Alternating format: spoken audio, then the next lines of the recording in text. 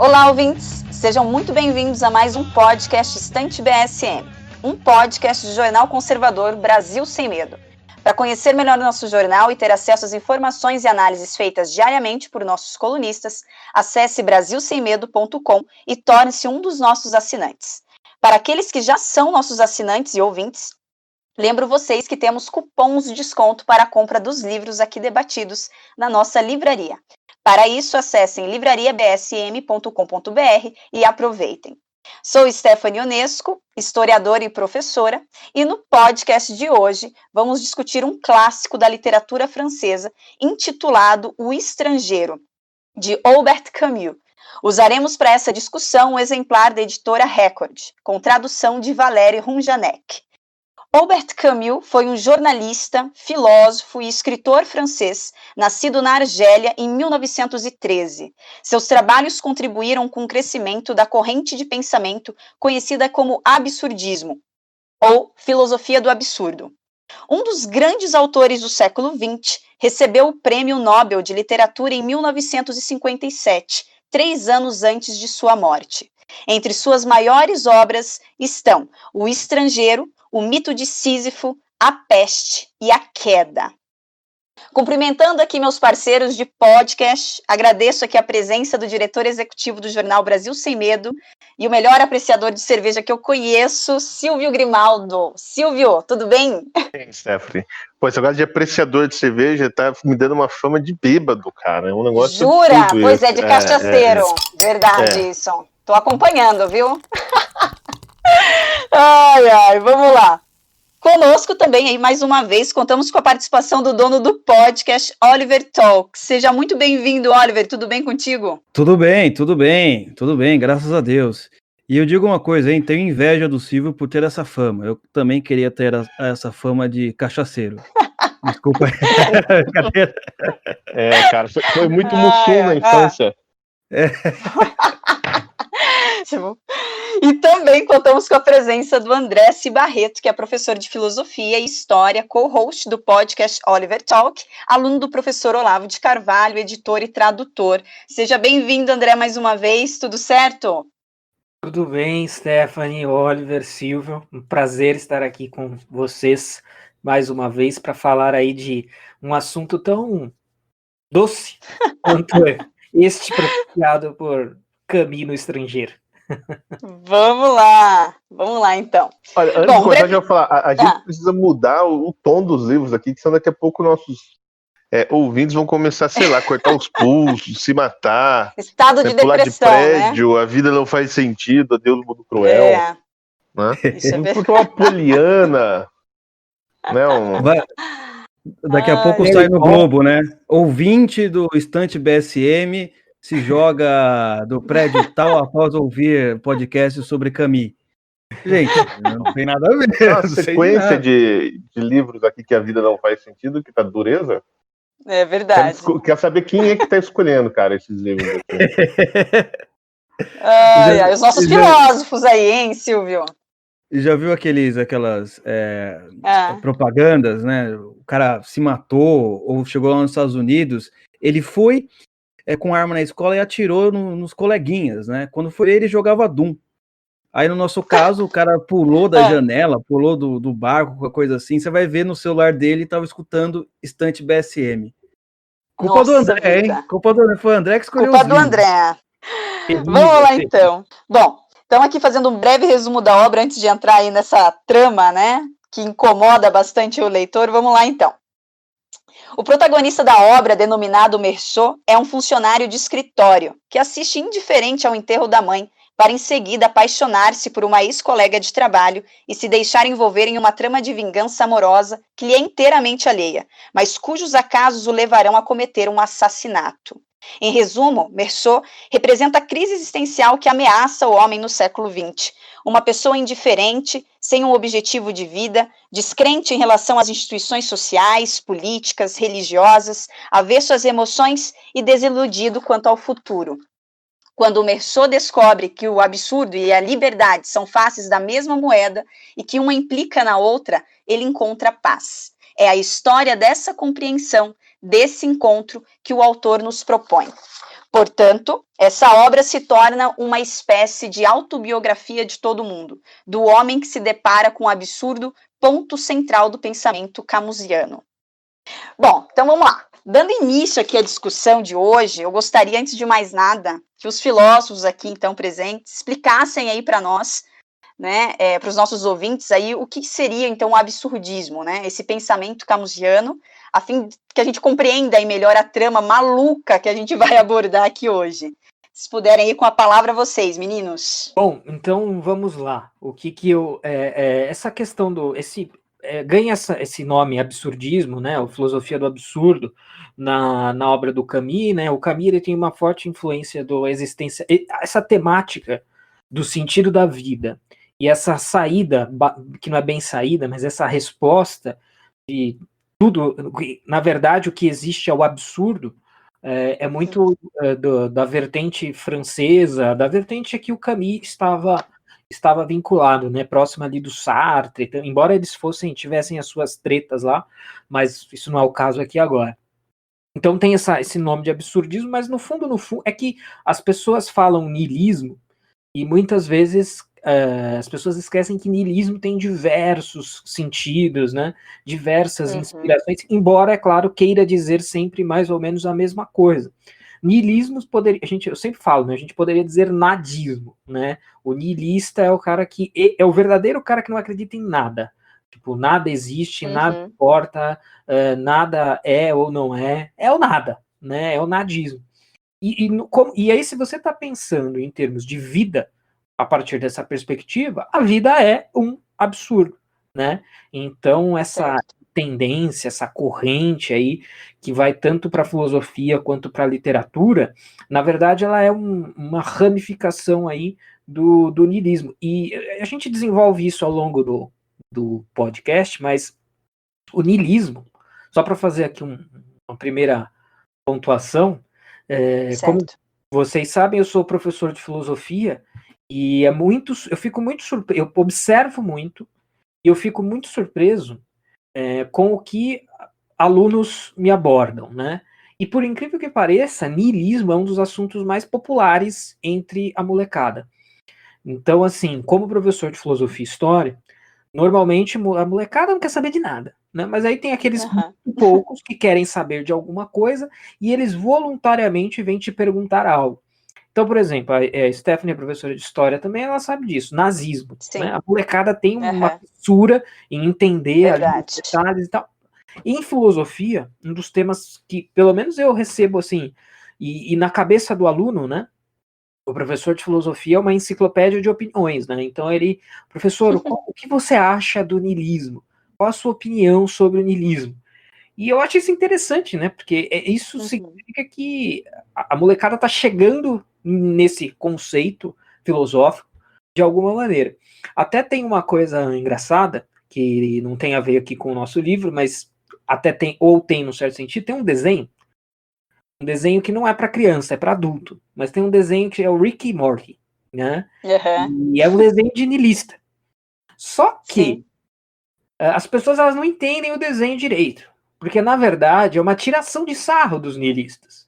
Mas se você fizer uma interpretação meio superficial ali, dá a entender que o desenho está falando que o niilismo é legal, mas na verdade o desenho está falando que o niilismo é furada, né? A própria dinâmica ali da relação do Rick com o Morty mostra isso, né? Que o sentido ali da vida do Rick tá na relação dele, nas aventuras. Bom, enfim, é só para deixar aqui, talvez uma das fontes de referência de niilismo da molecada. Então, assim, virou temática de desenho, né? Por exemplo. Mas como rescaldo geral, eu acho que isso é péssimo, né? Isso é horrível. Sim. Porque, claro, do ponto de vista, eu sempre falo, do ponto de vista de história das ideias, do ponto de vista filosófico, existe o seu interesse. Agora, do ponto de vista de algo prático para se levar em conta, em consideração, eu acho que não é muito legal, não. Mas no fundo, uma versão desse absurdismo aí, né? Certo. Bom, então, tendo aí esse... O Camus não chega a ser um niilista, né? Porque... Quer dizer, ele não adota uma postura assim, ele aceita o absurdo, então dane-se, nada faz sentido, etc. Na verdade, ele tem uma espécie de crença de que o homem é capaz de criar sentido a partir do nada, né? Quer dizer, assim, ele acha que é meio indigno viver essa vida, assim, sem sentido, né? Ao mesmo ponto que ele também não aceita, assim, um sentido imposto por religiões, por tradição, por instituições sociais, por pressão de grupo, etc. Né? Mas ele acha que cara, é um negócio meio esquisito, assim, como se fosse cada indivíduo é capaz de criar uma mentirinha, né? E essa mentirinha ser um absoluto pelo qual vale a pena viver. Isso explica o fato do Camus ter se engajado em vários partidos, em causas revolucionárias, né? Ter se juntado à resistência, né, francesa contra a invasão nazista. Porque se ele fosse futurista, dane-se, né? Foda-se. Vou continuar na minha. Não. Seria uma espécie de niilismo fraco, né? É que nem eu falei, aí a gente tem o Nietzsche que fazia essas distinções, né? Niilismo forte, niilismo fraco. Então, é claro, porque no fundo, se não tem sentido objetivo, então não tem sentido. Você pode eleger um sentido para você, mas isso é meio que o que o Silvio está falando, é um subterfúgio ali, é uma solução, é uma gambiarra existencial, né? Mas no fundo, ou a vida tem um sentido. Se você dá um sentido para a vida, então a vida não tem sentido. É você que está dando.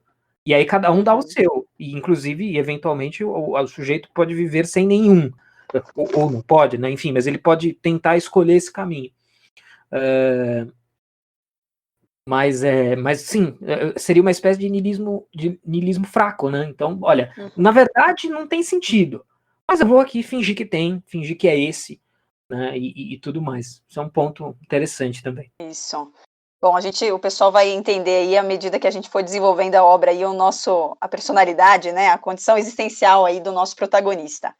Bom, começando então, né, a obra, ela é dividida em duas partes, né, e a primeira vai apresentar aí a condição existencial mesmo do Meursault, né. E o livro ele inicia, né, com o Meursault ali contando da morte de sua mãe, né, o que já deixa aí o leitor impactado, né, no primeiro contato aí com a trama.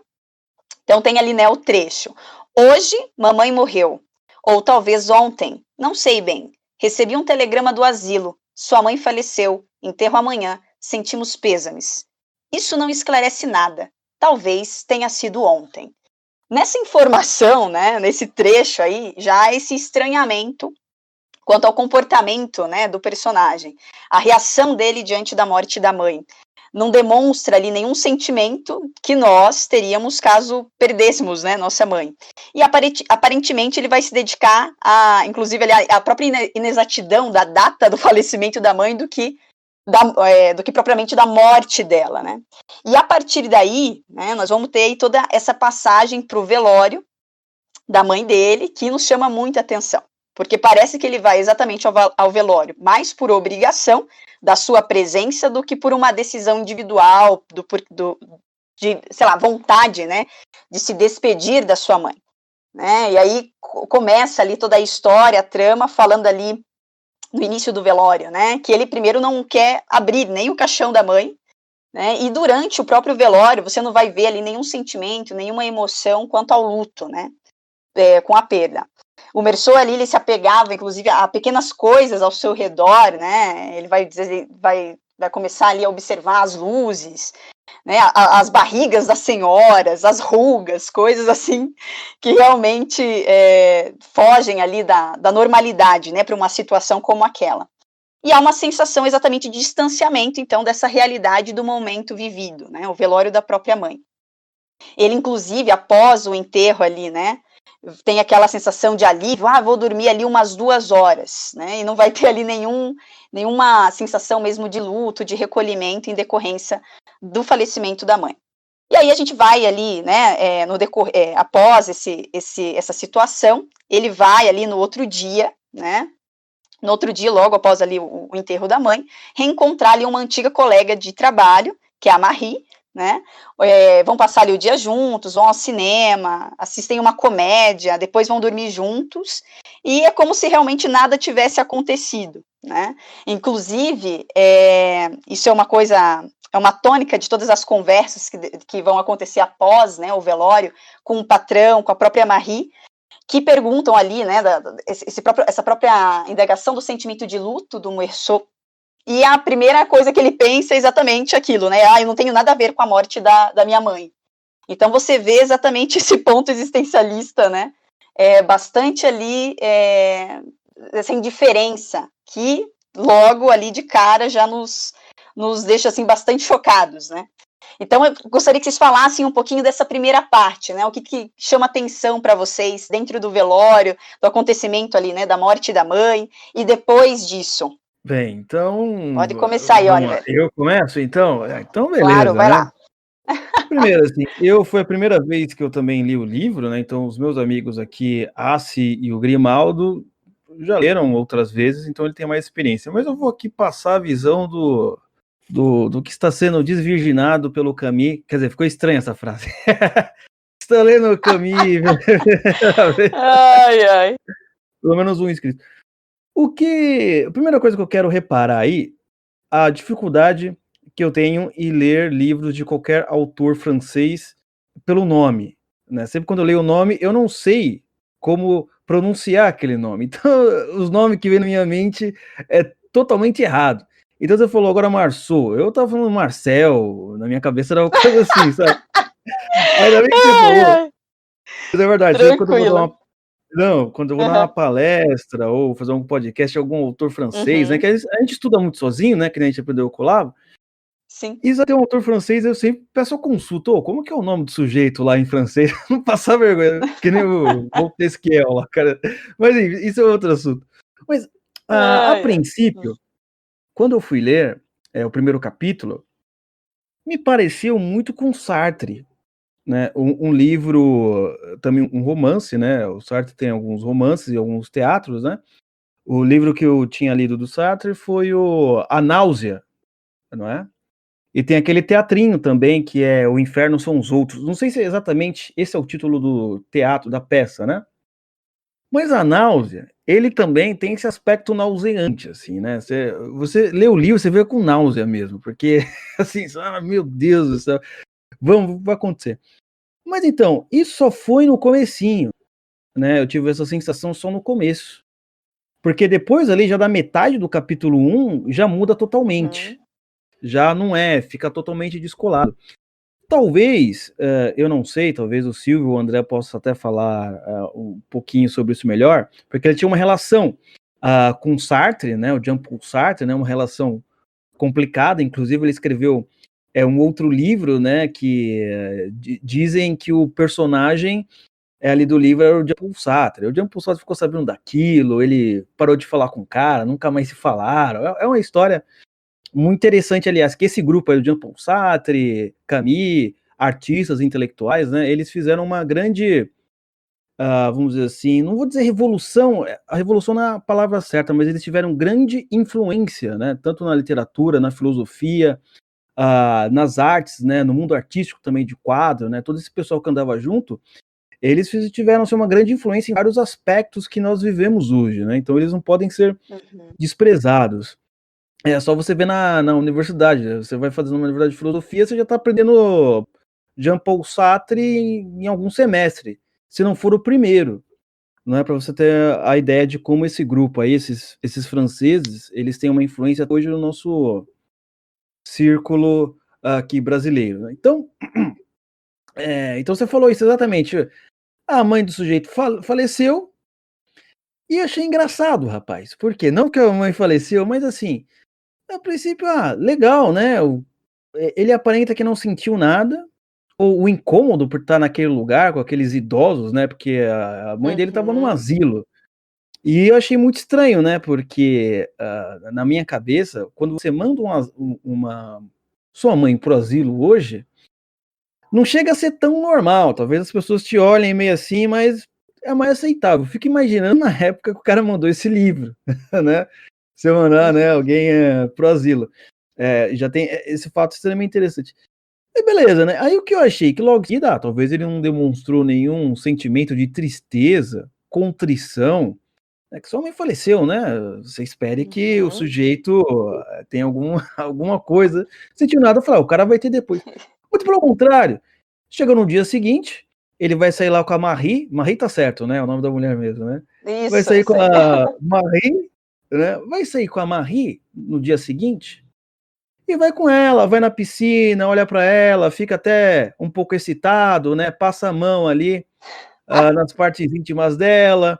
Depois vai pro cinema, assistir um filme de comédia, eu acho que é um filme de comédia, um filme de comédia pastelão, filme de comédia. por aí vai, e depois vai dormir com a mulher. E aqui tem um detalhe aí, quando ele vai dormir com a mulher, o detalhe é que não fala o que aconteceu, fala que só dormiu e acordou no dia seguinte, não teve nenhum detalhe assim, ó, será que ele até, sei lá, foi fazer um filho? Bem, não se fala muito disso, né? Até que eu estava procurando algumas informações, eu vi um pessoal na internet que passa uma versão de que o personagem principal era homossexual por causa disso. Né, tem uma galera aí que fala, dá umas interpretações, assim. Mas enfim, é a interpretação dele. Eu não tinha reparado nisso na época quando eu vi, mas sabe, rapaz, eu fiquei chocado quando eu terminei. Acho que isso daí já é o final do segundo capítulo, né?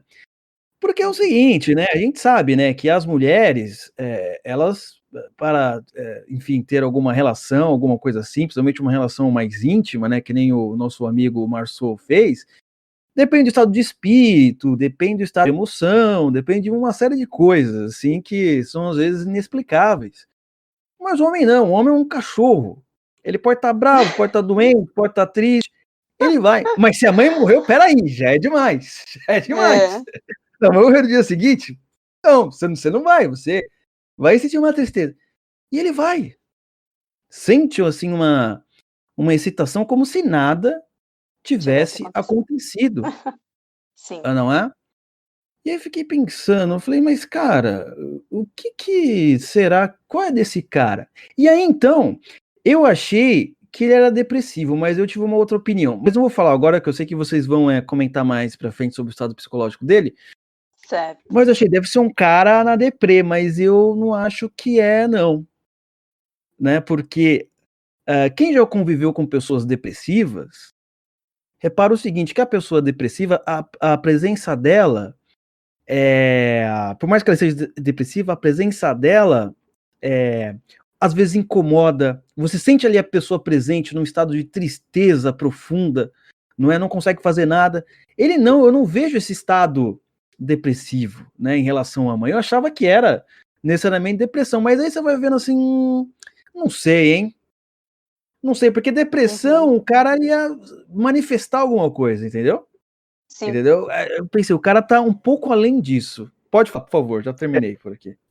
O estado que ele está é o tédio. Ele está muito entediado de ter que ir no velório da mãe. Entediado. Entediado, né? E às vezes a gente sente tédio, mas quando acontece uma coisa importante, vem aquele sentimento aqui dentro das entranhas, né? Que faz você ficar super preocupado, né? O que diferencia você de um psicopata, né? Por favor, André. Não, é por isso que, pegando só esse ganchinho aí, mas falando outras coisas também, é por isso que o lema dele é o tanto faz, né? Ao longo do livro aí, várias vezes ele fala tanto faz. Até separei aqui um trecho. Na minha edição é na página 45, que é quando o patrão dele tá falando, olha, você pode ir para Paris, eu não quero queimar a largada, só para ilustrar esse ponto. Você pode ir para Paris para fazer tal coisa e tal, não sei o quê.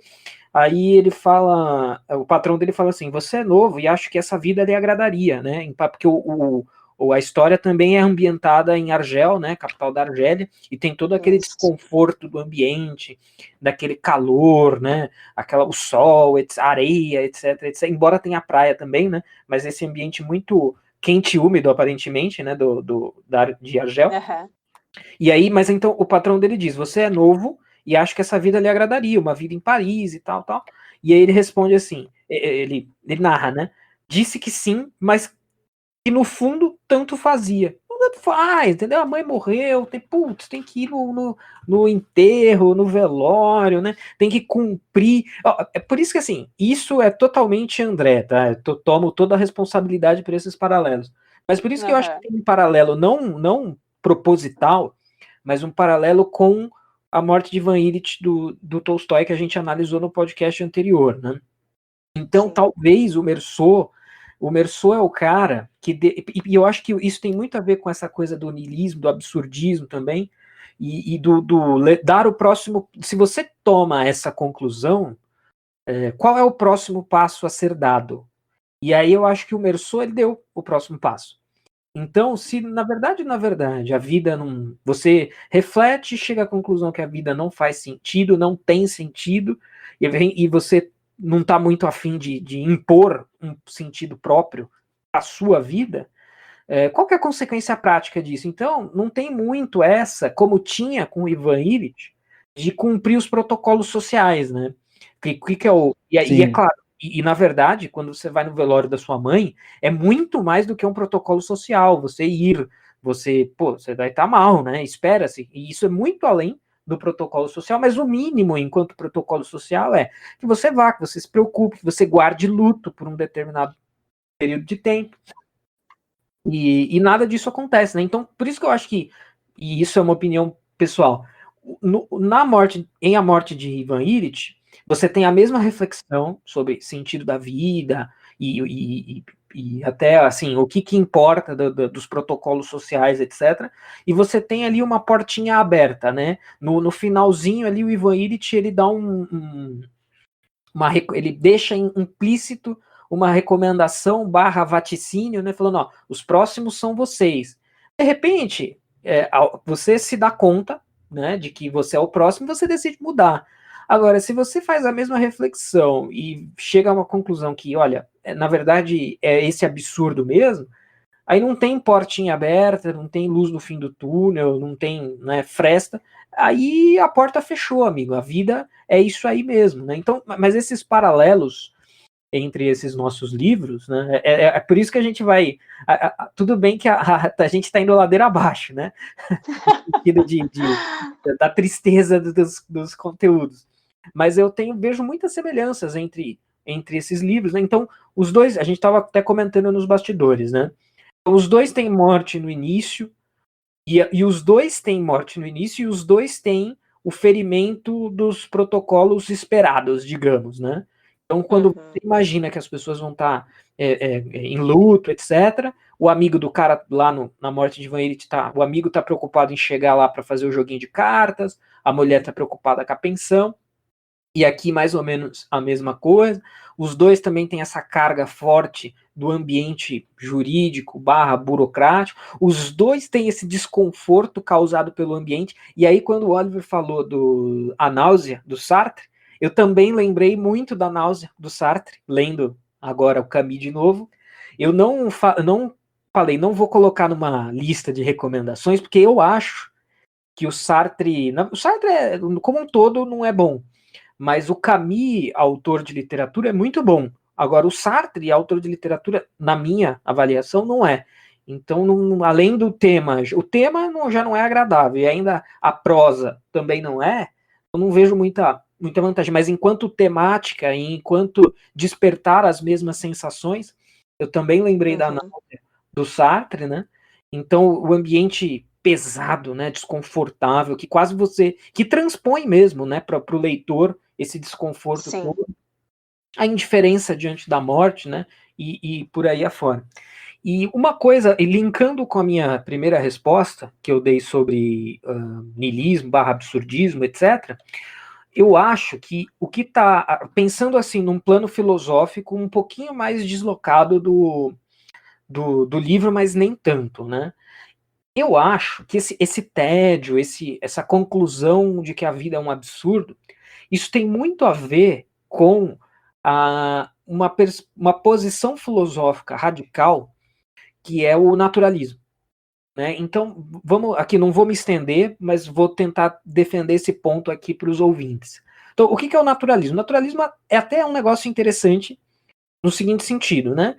Todo mundo conhece aquela pessoa que tropeçou na rua e aí a pessoa já acha que alguém fez um trabalho de macumba para ela, acha que é encosto, né? Todo mundo conhece alguém assim. E aí um pouquinho de naturalismo na cabeça dessa pessoa não faz mal, né? Porque ela fala, não, você tropeçou porque tinha uma pedra, não é o demônio. colocando uma cordinha invisível para você tropeçar. Agindo. Exatamente. Então não tem um demônio atrás de cada arbusto. Não é assim que a banda toca. Porque tem explicações naturais. Agora, naturalismo demais, ele é o quê? Uma posição metafísica que diz que tudo que existe é a natureza, tudo que existe é natural.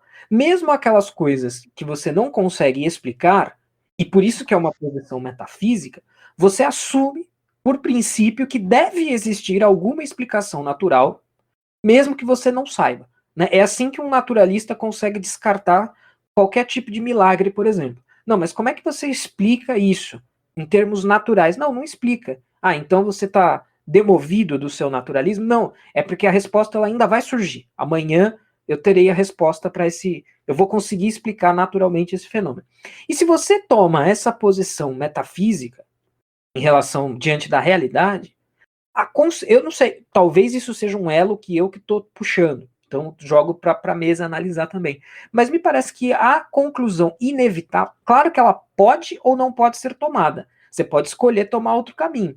Mas se você tiver a coragem de dar o passo seguinte nisso e falar, não, é isso mesmo, o caminho é meio virar um Meursault. Né? Então, nosso ponto de vista natural, o Richard Dawkins já falava isso nos anos 70 no Gênio Egoísta, né? Nós somos máquinas de propagação dos genes. O ser humano é isso, é máquina de propagar gene. O que é a realidade? A realidade são trombadas atômicas aleatórias. Se você de fato acredita nisso, né? E aí por isso que eu falei que é uma posição metafísica, não tem como você provar isso exatamente, né? É uma posição metafísica que se assume. Me parece que essas vertentes existencialistas, absurdistas, nihilistas, aí vai ter uma variação, dependendo do grau de seriedade com que a pessoa dá esse passo adiante, mas me parece que é a conclusão inevitável. Né? Não tem como escapar disso se essa é a sua metafísica. Então eu acho que esse é o pano de fundo, assim, até para trazer para um sentido cultural e de influência das pessoas, né? Então eu acho que isso, por sua vez, conforme a gente estava conversando também no bastidor, me remete a uma outra obra, mas aí a gente estaria nas obras mais depressivas. Outro livro que eu me lembrei, lendo foi A Máquina do Tempo, do H.G. Wells. Porque o que é o livro A Máquina do Tempo, do H.G. Wells? É a perspectiva naturalista projetada para o futuro. Então, um cientista inventa uma máquina do tempo, como o próprio nome do livro diz, vai para o futuro e ele vê o que é a realidade, o que existe, a natureza. Como está essa realidade natural daqui, sei lá, 2 milhões de anos? A natureza tá diferente, a humanidade está extinta, os átomos se trombaram aí de forma que, sei lá, teve uma explosão solar e só sobraram, assim, vegetais capazes de suportar os raios ultravioleta 3 vezes maiores, etc. E é isso. Do ponto de vista naturalista, é isso. Então, o que é a vida do ser humano dentro desse... Então, assim, por isso que eu falo, se você leva o naturalismo a sério, você só pode ser um existencialista sobre essas questões, porque da ótica naturalista, o que é o ser humano? Ele é uma trombada de átomos um pouquinho diferente, que por alguma razão natural também desenvolveu consciência, fica pensando sobre essas coisas, fica refletindo sobre essas coisas, mas quando reflete, chega a essa conclusão de que tudo que existe é a natureza e, portanto, a vida humana. Da ótica da natureza, o que é a vida humana da ótica da natureza? Não é nada. O ser humano é um macaco falante. E daqui 2 milhões de anos, o que vai acontecer com esse bando de macaco falante? Sei lá, vai ser extinto por bombas criadas por eles mesmos, ou por uma explosão nuclear, etc, etc, né? Mas da ótica da natureza, da ótica do naturalismo, e isso eu acho interessante, que é uma coisa que as pessoas não percebem. Então, embora exista um naturalismo espraiado na cabeça das pessoas, e também um certo niilismo, um certo absurdismo, eu não sei, eu enxergo isso, né? As pessoas elas não enxergam também que da ótica naturalista não tem diferença nenhuma entre... Porque, né, ainda mais eu que moro aqui em São Paulo, né, tudo é concreto e tal, e aí às vezes a pessoa tá aqui em São Paulo, ela vê um beija-flor, ela acha que ela tem vontade de abraçar a árvore, falar amém pro sol, porque ela acha que ela tem contato com a natureza. Mas até isso, o ponto de vista naturalista, ele estraga, porque do ponto de vista naturalista, um beija-flor no seu quintal e um tumor de câncer no seu cérebro é a mesma coisa. As duas coisas são igualmente naturais e igualmente belas ou feias. Né, a coincidência dessa trombada de átomos ser mais agradável aos seus olhos de um do que de outro, de uma situação do que da outra, é uma mera coincidência subjetiva. Isso não tem nenhuma objetividade por trás. Então, eu acho que... Mas, enfim, para concluir... E é isso exatamente que a gente vê, né? A figura do Meursault, né? Fumar ou matar um homem para ele é a mesma coisa, né? Perfeito. Tudo se torna, a experiência se torna vazia de significado, né? Perfeito, é isso mesmo. Se você perguntar para o Meursault o que ele acha do naturalismo, ele vai dizer, interessante, mas não me importo. Eu acho que ele responderia isso. Talvez sim, talvez não. Talvez sim, mas essa é uma parte interessante, porque, a princípio, essas indiferenças que ele tem em relação a momentos importantes da vida, não é? A mocinha perguntando, você quer casar comigo? Você me ama? E etc, etc, etc. Ai, que resposta! Então, no comecinho, eu comecei a rir. Falei, pô, esse cara aqui é mito. Não, mas a partir da parte 2, aí eu não parei de rir. Falei, não, o cara é assim mesmo. Já não entendo. Porque no começo, o cara é totalmente maluco, diferente. Porque, você tem a Marie. Olha a Marie, meu Deus do céu. A Marie, ela é aquela princesinha francesa dos contos de fadas dos garotos de 14 anos. A mocinha sorridente, alegre, com vestido florido, que sempre te olha com um sorriso no rosto, com uma cara charmosa, com os cabelos sempre preparados, que te ama, independente daquilo que você faça. Isso é muito interessante, o Camus ter colocado essa menininha aí, porque qualquer um de nós... Coloca o André lá no lugar do Meursault. O André é casado, já teria falado que ama ela, que é a melhor pessoa da... Ele não. Se os árabes fossem para cima dela, eu atirava também. Então. Olha ele! Ai, que barato. Silvio, quer comentar aí? O grande lance aí do começo da história é que, assim, a gente precisa adiantar, dar o spoiler aí pra galera, né? Pra gente entenderem, pra quem não leu o livro, é o seguinte. Que vai acontecendo várias coisas na vida do Meursault, que é esse personagem principal, depois do velório da mãe dele, para o qual ele não estava nem aí. Né? Aí ele aproveita ali, conhece a menina, né, aproveita para tirar umas férias, e no meio dessas férias ele acaba matando um árabe lá, um cara na praia, que era um bandido também. Né? E ele mata meio sem razão, assim, o cara vem pra cima dele, parece que vai tentar agredi-lo, ele não sabe muito bem, o sol, tá fazendo muito sol, tá muito calor, né? É uma coisa meio imbecil, né? As razões pela qual ele... Banal. Ele mata o sujeito. E aí ele é preso, né? E no final das contas ele é condenado por uma coisa que aconteceu lá no livro, lá no começo do livro, que não é nem o fato dele ter assassinado o cara, mas é por ele não ter chorado no velório da mãe. Né? Que isso volta, isso vem à tona. Então, assim, esse começo do velório, que eu acho que é magistral, essa maneira que o Camus coloca, é que assim, bom, o livro começa, né? Mamãe morreu. Né? Hoje mamãe morreu, uma coisa assim, né? Primeira frase. Isso aí. E aí todo o desenrolar dessa primeira parte é um grande incômodo com a morte da mãe, né? Não assim que, porra, minha mãe morreu, que triste, né? Não tem sofrimento, assim, só tem incômodos físicos, né? Tipo, então ele pega o ônibus, tá calor pra caramba, aí ele fica suando, são várias horas. Primeiro tem o incômodo que ele vai ter que explicar pro patrão que a mãe dele morreu, ele vai ter que pedir uma licença para ir pro velório, o patrão é chato pra caramba. Né? Aí no velório ele tem que andar a pé, né, no cortejo até a igreja, aí tem um cachorro, né, se coçando, que fica incomodando, ele dá um nojo de olhar para as feridas saindo do cachorro. E assim, e a mãe não aparece, tanto que ele nem vê a mãe, né? Quando ele entra na câmara mortuária, ele não entra, né? Ele não olha para a mãe. Né? E aí tem um cara que conviveu com a mãe, que falar lá para ele como que foi a vida dela, né? Os últimos dias, né? No asilo e tal, e ele não dá muita bola. O cara chama ele pra almoçar, ele fala, não vou não, tipo, tô de boa. Ele quer evitar ao máximo ali aquele incômodo. Mas E aí ele acaba o velório e ele não chora, né? Ele se nega a chorar e tal, e fingir que está triste. Né? Nessa comparação que o André fez com a morte de Ivan Illich, o que eu acho é que, assim, de fato, há uma percepção de que a vida é uma coisa meio absurda mesmo, mas o Ivan Illich, ele vive numa mentira. Né? Quer dizer, ele tenta preencher essa...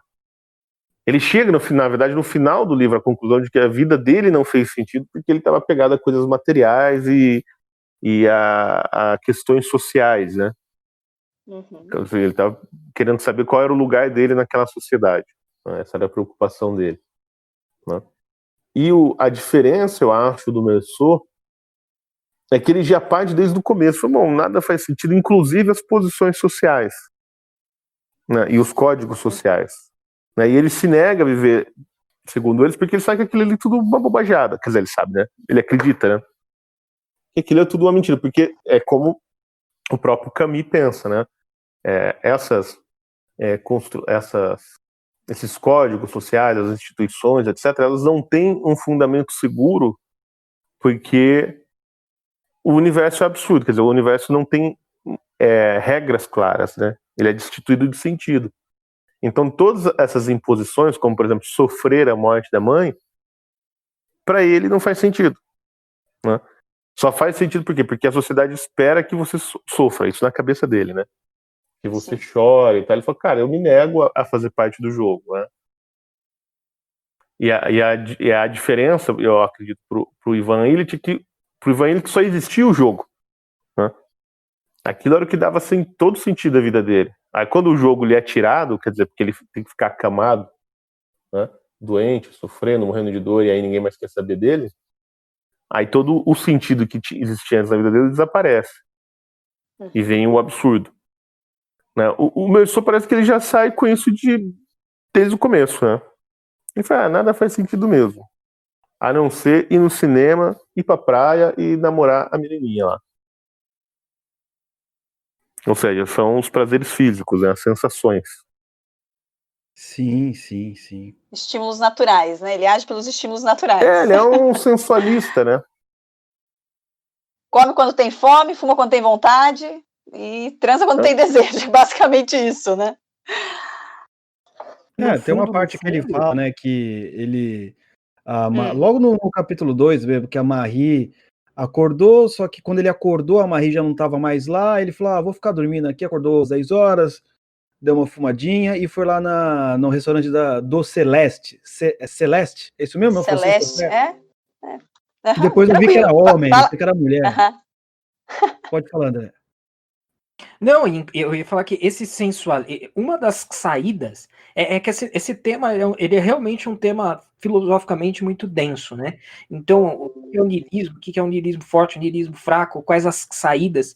Uma das saídas, né, para aquele, com o perdão daquele meu introito longuíssimo, né? Mas uma das fugas. Então você, mais uma vez, você chegou a essa conclusão, mas você não tá no pique. O pique do mais radical de todos seria se matar, né?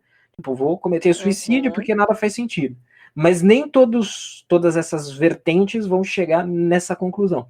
Uma das conclusões é o hedonismo, né?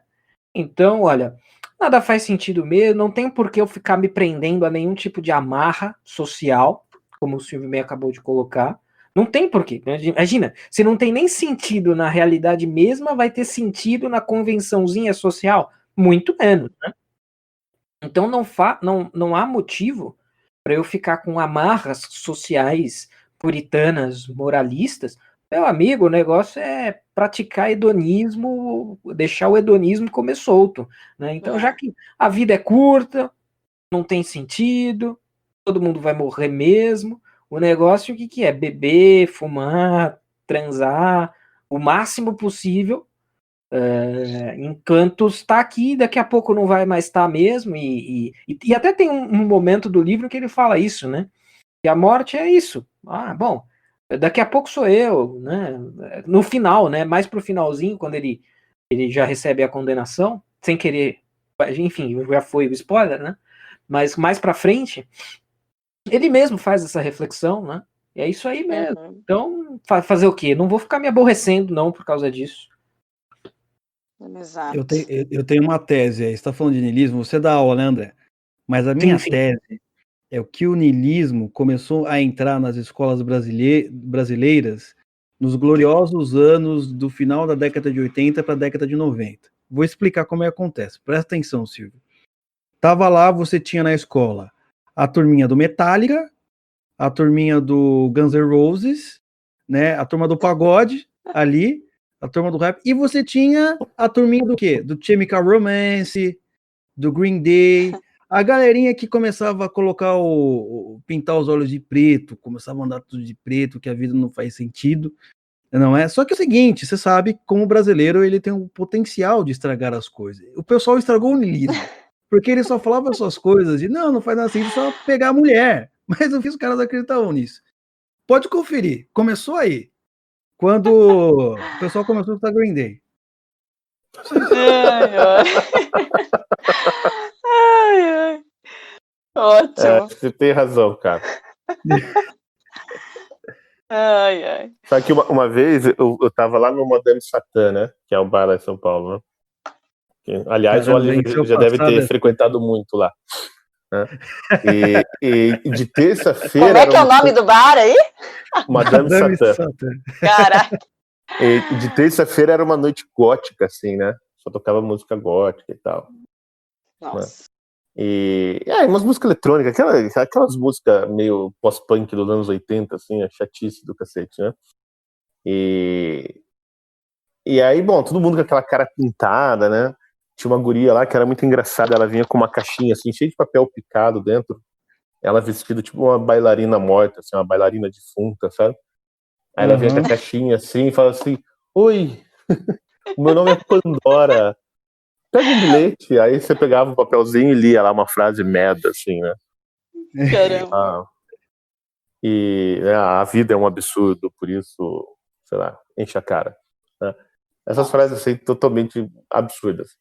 E aí eu lembro que tinha uma menina bem bonitinha, assim, sentada uma vez num canto, que eu ia lá toda terça-feira, né? Eu achava sensacional aquilo. E aí eu fui lá conversar com a menina, né? Ela toda gótica, assim, né? Cara pintada de branco, olho preto e tal. Aí eu cheguei, oi, e aí, beleza, né? Tal. Aquela conversinha mole, né? De estudante da USP, loser pra caralho. Silvão na pista. Tava na pista. Revelando as habilidades. Aí assim, né? Cheguei pra conversar. Aí a menina olhou pra minha cara, com aquela voz cadavérica, e falou: você não percebeu que eu quero ficar sozinha? Eu falei, porra, cara, eu não percebi, né? Que alguém sai de casa uma terça-feira à noite e vai pro bar lotado de gente pra ficar sozinho, né? Me desculpa, eu não percebi, cara. Não consegui notar essa coisa. Mas e isso, cara? Por que eu tô falando disso? Porque você tá falando, eu gosto do Green Day, né? Dessa negócio de punch. O brasileiro estraga tudo mesmo, cara. Porra, até as pessoas tristes, né, não são tristes de verdade. É uma coisa assim absurda. Isso é verdade. Eu posso ler uma frasezinha aqui? Só para fechar essa parte? Que é aquela parte do casamento, né? Que a Marie vai falar com ele. Né? Ai, coitada, sim. Aí o trecho é assim: à noite, Marie veio buscar-me e perguntou se eu queria casar-me com ela. Disse que tanto fazia, mas que se ela queria, poderíamos nos casar. Quis então saber se eu a amava. Respondi, como aliás já responderam uma vez, que isso nada queria dizer, mas não amava. Quando eu li isso na primeira vez, falei, cara, esse cara é muito mito. Assim, cara, o cara fala, ó, Nata. Tem que contar a história como eles começaram a se relacionar, que é o seguinte: depois que ele sai do velório, ele volta para casa, aí ele tem mais 2 dias de licença, porque casou de emendar com o final de semana. Isso. Né? Que malandramente a mãe dele morreu tipo numa quarta-feira, então ele, né, tirou licença na quarta, quinta, na quinta e sexta, e aí ele emendou sábado e domingo, né? Então ele teve 4 dias ali de férias. Né? E aí, quando ele volta para Argel, né, lá da cidadezinha onde a mãe dele foi enterrada, ele fala, porra, não tem nada pra fazer, quer saber? Eu vou pegar uma praia. Né? E aí ele vai pra praia, dele tá lá, dele vê essa guria, que era uma datilógrafa lá do escritório que ele trabalhou. E ele fala, eu lembro que na época eu queria dar uns pegas nela, né? E aí ele começa a conversar com ela e tal, aí eles vão, sei lá, descer o rio de boia, eles ficam ali, né, na água, e eles dormem numa boia, eu acho, ou na praia, não lembro direito, mas eles dormem ali, não. E ficam ali, né, o dia inteiro, assim, flertando. Aí quando eles vão para algum lugar onde eles vão se vestir, né, tirar a roupa de banho e tal, dele aparece de gravata preta, dela fala, mas você tá de luto? Dele, minha mãe morreu ontem. E ela fica meio assim, sem saber, né, fala, porra, esse cara é meio maluco, né? E aí eles combinam de ir no cinema à noite. Aí eles vão no cinema, aí no escurinho do cinema ele começa a passar a mão nela, aí eles vão pra casa dele, transam e dormem. Né? Uhum. E aí ali que eles começam a namorar. Daí no outro dia ela vai embora, assim, né, sem se despedir e tal, ele acorda, ela não tá lá, e ele passa o dia inteiro na cama fumando. É até curioso que ele faz uma observação, né, que ele faz uns ovos mexidos assim na panela e come direto da panela, assim, né? E sem colocar no prato e tal. Não sei por que mais isso me prático. mais prático, E ali eles começam a se relacionar, mas disso pro negócio do casamento, cara, é pouquíssimo tempo, né? Sim. Não é assim que, passou um ano. Não, é coisa de dias. Sim, e é uma coisa também que é interessante, porque a Marie, ela parece que ela não percebe como é que o cara é.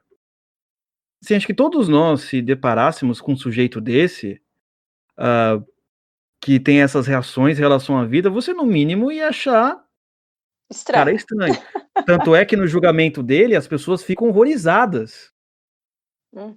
Né? Porque quando você tá lendo, né? Quando você tá lendo, você vai acompanhando assim, aí você vai descobrindo a história, você vai ver, o negócio é mais pesado do que eu imaginava, né?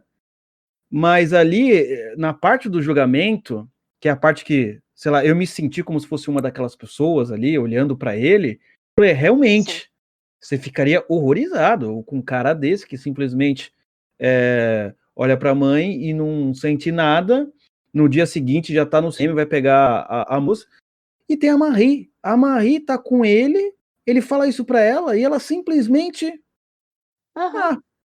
se anula, né?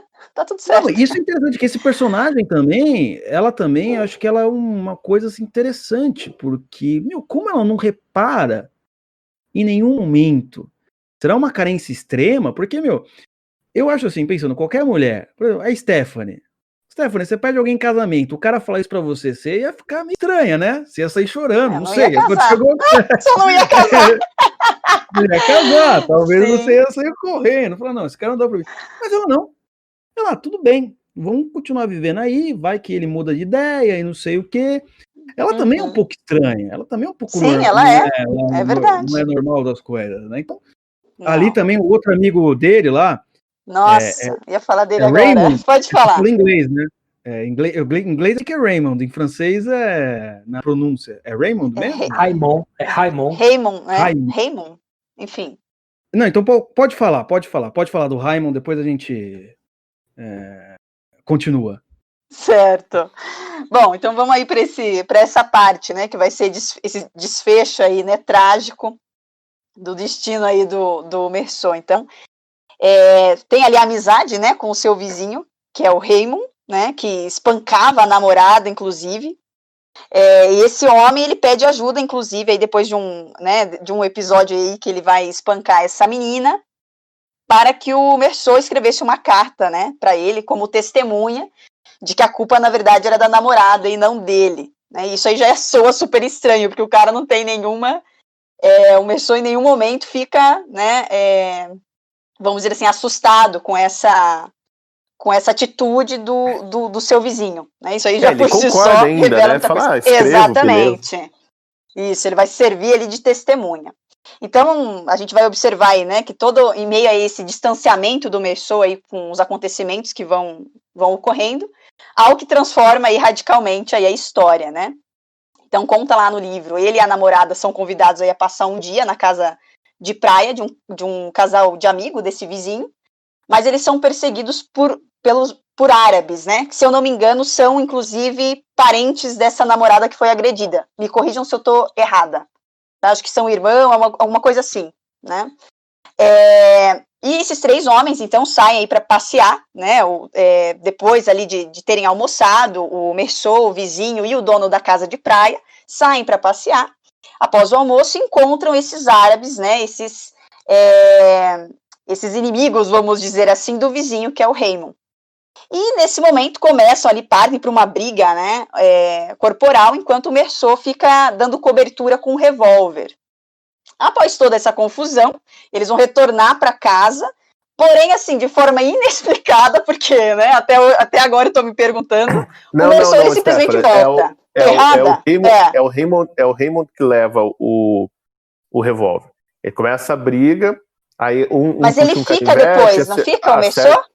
Não, daí ele volta, daí eles acertam o cara com o canivete, daí o Raymond puxa o revólver e aí todo mundo vaza. Daí acaba a briga, né? Certo. Aí os caras fogem. Aí eles vão procurar um médico, né? Isso. E o Meursault vai lá cuidar das mulheres. Isso, e depois ele retorna com o revólver. Então acho que é isso aí que eu troquei. Tô certa? Então nesse retorno que depois eles acabam se encontrando de novo, né? Perto da fonte da cidade. E aí mesmo. O Raymond vai lá ainda fazer graça. Tem uma arma aqui, seus pau no cu e tal, né? Vai fazer aquela gracinha.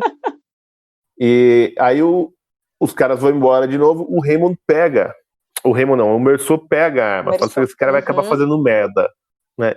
E fica com o revólver do cara. Isso, é isso mesmo, Silvio.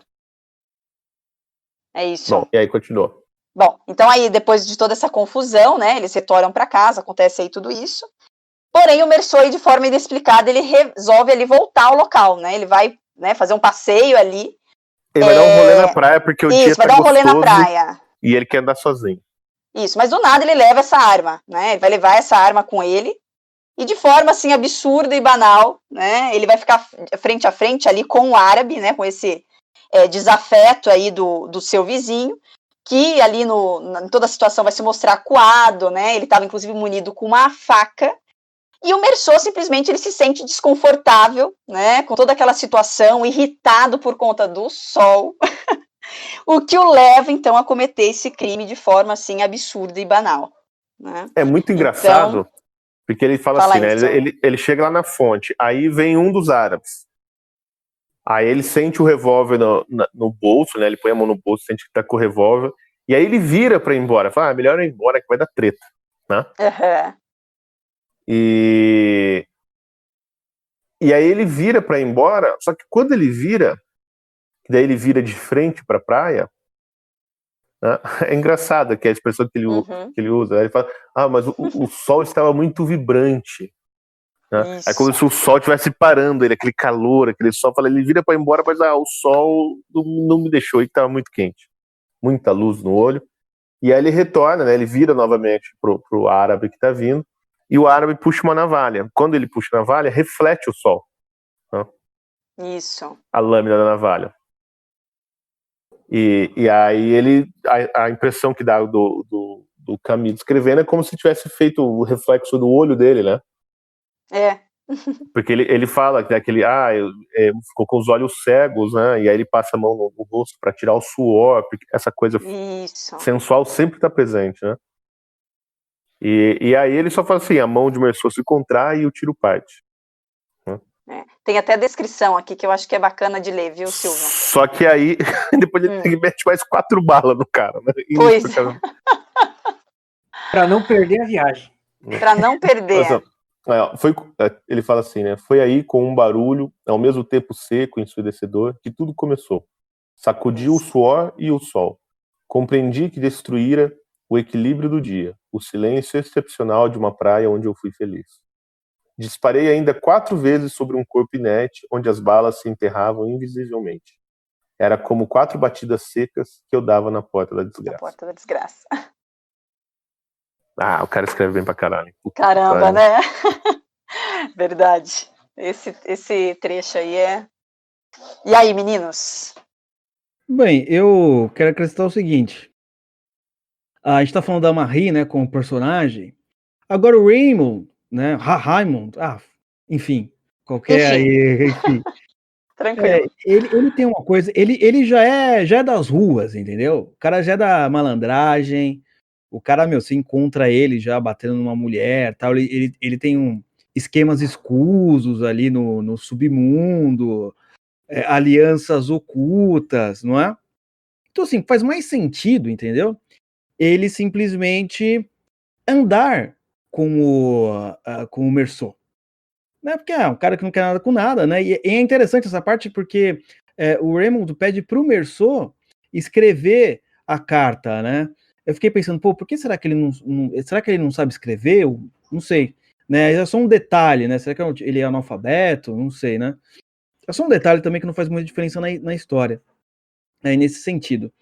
E o Raymond, assim, ele é o meu segundo personagem favorito na história. Eu tenho o primeiro ainda não vou revelar quem é.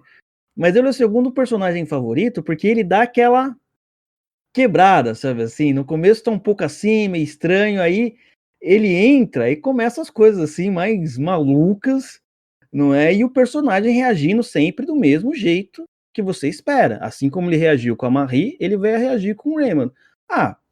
Ele quer que eu simplesmente faça parte aqui desse crime? Não tem problema. Vamos lá, faça, não faz nenhuma diferença.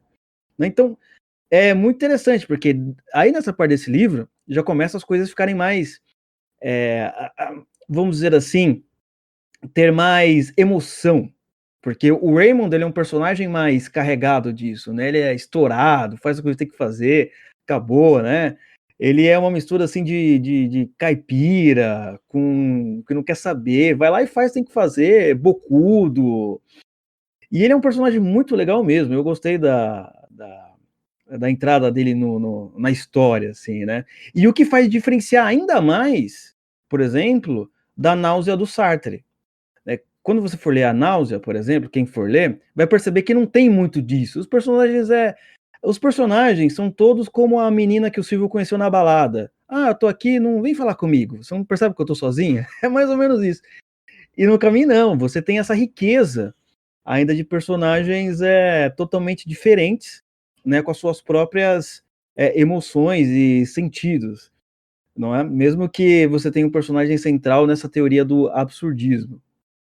E sobre o árabe que ele mata no final, eu estava até comentando com o pessoal. Quando eu li essa parte que ele mata o árabe, eu falei, cara, eu acho que nenhum sujeito do politicamente correto, do esquerdismo, leu esse livro. Porque se tivesse lido, esse livro já teria mudado de nome, Silvio. Não seria mais o estrangeiro, seria o xenófobo. Com certeza, não. Os caras seriam mudar o nome, já teriam na lista negra, eles não queriam ser o xenófobo. Já era, entendeu? Eu pensei na hora isso, né? Mas o Camus, salvo engano, o Camus já foi cancelado. Não assim, agora... Ele foi cancelado pelo Sartre. Isso. Ainda nos anos 50. Ele e o Sartre tretaram depois que ele publicou O Homem Revoltado, nos anos 50. Acho que foi nos anos 50, se não me engano. 1954, quando eles brigaram. Já foi cancelado pela esquerda.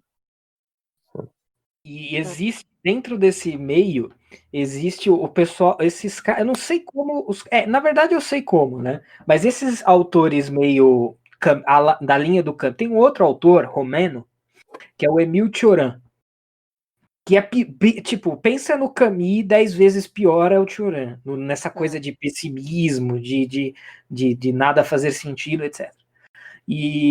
Mas, assim, esses caras... O Cioran também foi cancelado pela esquerda. E é interessante como esses existencialistas mais... Assim, porque, na verdade, parem para pensar. Duas coisas que eu quero falar. A gente entrou nesse tópico, mas, assim, se você tem essa perspectiva de vida, ou mais ou menos isso, que sentido sobra para a revolução, né? Você não consegue, você consegue imaginar o Merceau revolucionário? Não dá para imaginar o Merceau. Não. Meu amigo, pega a tua revolução e enfia naquele lugar. Eu quero tomar meu solzinho aqui, pô. Não me enche a cola que eu quero tomar meu solzinho. Vai ser militante do PSOL para lá, para cima de mim não. Então, esses caras, eles não são, ou pelo menos eu não vejo tanto, mas eles foram cancelados por essa esquerda mais radical, militante, sartriana, por causa disso, né? Porque esse ponto de vista deles meio que bloqueia, né? Meio que joga totalmente para fora do campo qualquer possibilidade de engajamento, né? A palavra do Sartre era engajamento. Então, engajar. Pô, se você não consegue imaginar esses caras, esses personagens... O Mersô engajado. Impossível. Impossível. Então, eles foram todos cancelados, né? E essa coisa do politicamente correto, eu estava refletindo sobre isso também. Porque esse livro do Camus ganhou o Prêmio Nobel, né, de literatura, e eu fico imaginando se hoje ganharia, porque eu também vejo, isso eu não tenho competência para avaliar na sua inteireza, mas essa coisa de, é uma coisa meio francesa, meio argelina, ele mata o árabe, eu acho que tem por razões óbvias, né, porque a Argélia foi colônia da França e tudo mais, inclusive os jogadores da seleção francesa, que são descendentes de argelinos, às vezes eles estão na seleção francesa, mas eles não cantam a Marselhesa, né, então essa tensão colonial existe muito, né, entre França e Argélia, e no subjacente à obra dá para perceber um pouco disso também. Eu não sei se tem um lado, né, mas essas referências raciais, essas referências, na verdade, étnicas, né, essas referências étnicas e essa relação com Paris, ir para né, a Marie, que gostaria de ir para Paris, mas para o Mersô tanto faz, mas essa coisa aqui, estou em Argel, vou para Paris e tal, eu acho que isso subjaz o livro inteiro, e é interessante de se pensar e refletir também, né, esse aspecto colonial versus imperial, aí, o Camus estava no centro disso também. E tem uma coisa, desculpa, importante aí para falar dessa última parte também, que aí é a única parte que incomoda ele realmente, né, até que essa final da primeira parte do livro, é o calor do sol. Você percebe que realmente o calor do sol incomoda a existência dele. Ali ele sente que é uma pessoa viva.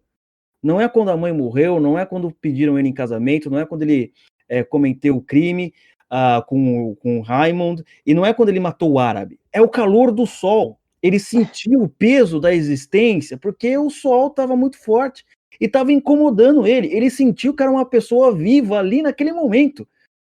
Você entendeu? O calor do sol me incomoda também. Mas eu não penso na realidade da minha existência no calor do sol, entendeu? Sei lá, uma avó morreu, você já começa a pensar, nossa, é verdade. Mas não no calor do sol. Quando tá muito quente aqui em casa, por exemplo, a primeira coisa que eu penso, poderia ter um ar-condicionado. Não é? Mas não assim, no sentido... Esse momento é muito interessante, porque você... eu não sei, porque o autor, ele vai realmente colocar uma ênfase, muitos adjetivos ali, e realmente ele vai trabalhar esse aspecto de como a natureza o incomoda mais do que todas as coisas das relações sociais, da amizade, da vida, da paternidade, maternidade... Não, isso é impressionante. Sim. Tudo que move ele, né, Oliver, são os fatores externos, né? Não é nenhum movimento interno, assim, de sentimento, nada. São todos fatores externos. Então é o sol, é o mar.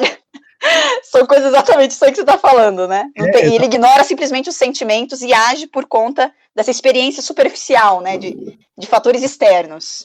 Nesse aspecto eu sou o anti-Mersô, porque com o calor e o sol eu não penso em absolutamente nada. Nada. Eu fico que nem uma jiboia, assim, ó.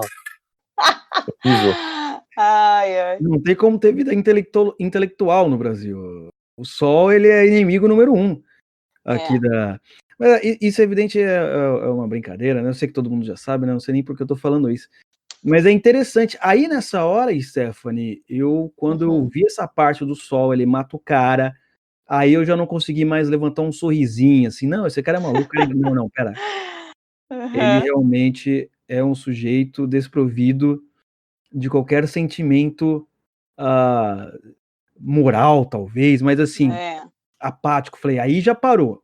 Já parei, falei, o cara é certo. E tem uma coisa muito interessante.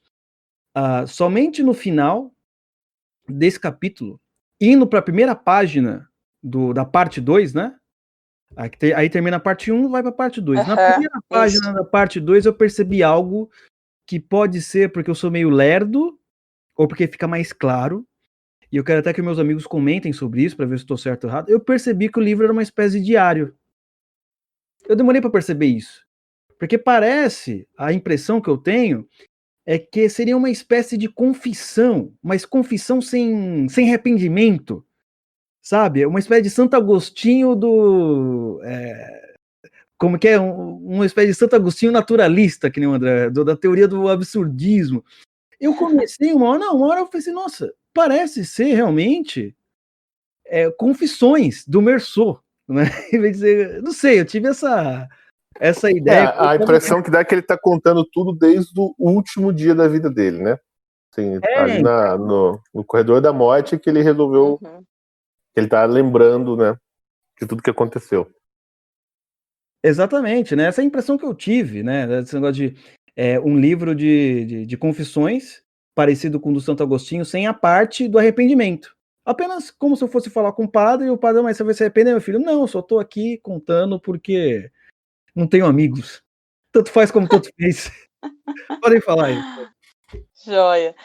Bom, acho que dá para a gente ir para a segunda parte, né? Que é basicamente aí o julgamento e o desfecho aí de toda a história do Meursault. Então, a gente vai ter ali, né, a segunda parte, que vai tratar do julgamento após o assassinato do árabe, e diante do tribunal aí, após várias hipóteses levantadas, ele vai justificar, né, o Meursault vai justificar que ele matou o homem por causa do sol. E o promotor, né, tenta ali a todas as custas, assim, tirar algo de bom, de sensível do Meursault, porém ele não tem nenhum resultado, né, esperado, e passa então a vê-lo ali no decorrer aí desse julgamento, né, ele como um homem mau e sem caráter, né. Mas, na verdade, a explicação exatamente para o crime é que foi ali, né, aconteceu após um impulso desprovido ali de qualquer consistência, não há premeditação, né, que resulta em um crime, e o promotor ali transforma, né, toda a acusação, como o Silvio tinha falado lá no início, né, de um assassinato em uma denúncia de insensibilidade, de indiferença de um filho diante do velório da mãe. Então eles vão resgatar lá esse início, né, do livro e vai ali ser trazido, né, dentro do julgamento para expressar, né, esse caráter um tanto ali contraditório e polêmico do Meursault. Então acho que a gente já pode falar aqui exatamente do julgamento em si, né? Sim, sim. Aí essa é a melhor parte do livro, porque você vai ver todos os atos do Meursault na primeira parte, que é aquelas partes que eu estava falando para você, nossa, eu estava dando risada e tal, na ótica do julgamento. Acho que, esse autor, ele conseguiu fazer isso de uma maneira, assim, incrível, porque você, nossa, realmente que absurdo, eu não tinha reparado o tamanho do absurdo do negócio da mãe, sabe?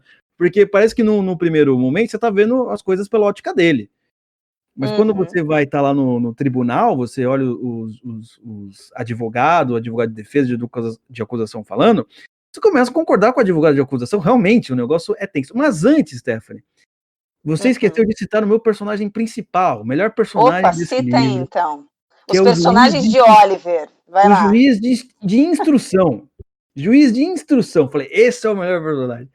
Que é antes dele ir pro julgamento aberto, né, que tem as testemunhas, né, ele vai lá com o juiz de instrução. O juiz de instrução vai falar com ele, então, você aqui cometeu esse crime, mas você não quer se arrepender daquilo que você fez? Né, tá lá ele sozinho, só tem uma mocinha na máquina de datilografar, digitando, datilografando as coisas ali, e ele, não fiz nada, tal, tô irritado com o juiz de instrução. Mas aí, de repente, o juiz de instrução fala, meu amigo, você tem que se arrepender, você precisa de Jesus Cristo na sua vida, você não sabe o que você está fazendo, todo criminoso que veio aqui perante esta tribuna chorou quando eu mostrei a cruz de Jesus Cristo e os seus pecados, e você simplesmente é apático, para você nada como fez, nada como fez. Eu falei, cara, esse é o cara. Esse é o juiz de instrução. Tanto é que no final, nesse diálogo, né, antes do julgamento que tem a testemunha, nesse diálogo, cara, assim, eu não acredito em Deus, né, o Meursault, é uma bobagem, é ateísmo. Aí o juiz fala assim, né, quando tá mandando ele embora, por hoje é só, acabou, senhor anticristo. né? Fala pro cara. E eu achei isso sensacional. Eu falei, esse cara é muito bom, cara. Sabe por quê? Eu lembrei de uma coisa nos evangelhos muito interessante, tá? Porque assim, nos evangelhos você vai ver que Jesus, não é? Quando ele vai expulsar demônios, é evidente para Jesus, não é? Não é uma coisa assim, para ele é uma das coisas mais simples do mundo. Né? Pá, fala lá, sai daqui, etc, né? Às vezes tem que fazer um esforço, mas ele vai e manda o espírito imundo embora. Não é? Tranquilo. Mas quando é para conversar com pessoas que têm coração duros, não é? Pessoas que simplesmente, como ele diz, tem a cerviz, né? A cerviz pesada, essas pessoas não se convencem. Então isso é interessante porque quando Jesus expulsar demônios, é muito mais fácil, entendeu?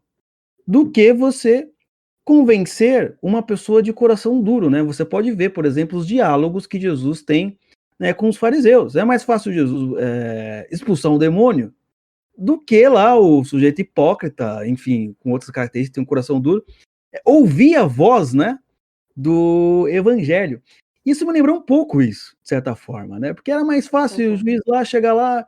Ele fala, por exemplo, com um criminoso que realmente reconheceu o seu crime, ele chora, o criminoso se arrepende, mas uma pessoa que está com um coração como o do Merceau, é extremamente difícil. É mais fácil o juiz, que nem é padre, expulsar um demônio, mas convencer o Merceau do contrário não consegue. Impressionante. É porque o Merceau ele não reconhece o problema, né? Sim, o crime. Sim. É porque, cara, matou o cara lá, mas, porra, vou me arrepender pra quê? Ele morreu, gente. Qual é a diferença se ele tivesse vivo? Exatamente isso. Não, já terminei de falar, tá, gente? Falei demais. Podem concluir aí. Não, a minha sensação com essa parte na verdade, é mais ou menos a mesma coisa, não tenho muito a acrescentar. Mas assim, pelo menos, é como o Silvio disse, a ficha parece que ela nunca cai pro Merceau, né? E talvez porque, ou melhor, ela cai, mas ele não liga. Talvez mais provável que seja isso. A ficha até caiu, tanto faz. Ele aperta o botão do lema dele, que é o tanto faz. Agora, o episódio do comportamento dele durante o velório e o enterro da mãe dele foi assim, a gota d'água para as testemunhas, né, para o juiz, enfim, para o julgamento como um todo, né? Então o cara foi lá, meteu uma bala num caboclo, depois meteu mais 4 para garantir, para não perder a viagem, foi no velório da mãe, não chorou, não ligou para nada.